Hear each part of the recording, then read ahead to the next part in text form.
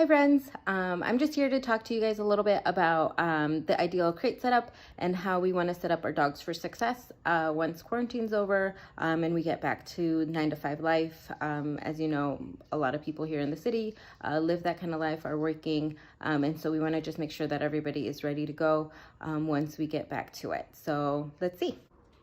Okay, so here we are in the spare bedroom at the above the behavior center.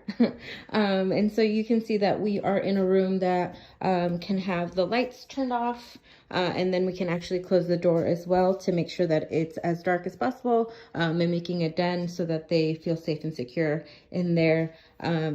The things that we want to provide for them are a couple things to keep them mentally enriched. So 2 different kinds of food, so that they can choose and decide which one is more of their style right now, and use some of that brain energy to settle themselves.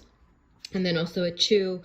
Keep in mind that the chew that we want to put in there should be something that isn't going to break easily and can't be swallowed. So make sure that it's safe and not dangerous for them. And then here we can see the actual crate. You'll see that I have a blanket on top of it, covering most of it. And then you'll actually notice that I don't have any bedding inside.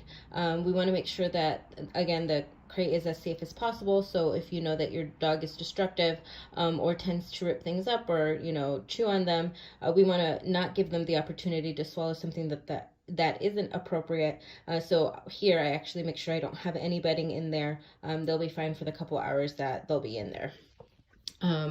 You'll also see that I have a white noise machine. This helps block out any noises from neighboring apartments or the street or anything that might upset the pups. It doesn't necessarily need to be a white noise machine. It actually can be YouTube or a tablet or anything that can play music or white noise. We do want to make sure that it's very specific for dogs. A lot of times people will leave a TV or a radio on, and we can't actually control what is played in on those channels. So while we may leave it on buck, we may come back to a police chase or something that's actually going to elevate your dog's anxiety. And so we would just want to make sure that the crate is as positive as possible, and we don't have anything that might disturb them. A lot of times I hear feedback that dogs will actually pull their blankets through the holes, especially if they're anxious and not really used to the crate. So what I actually do is find a piece of cardboard.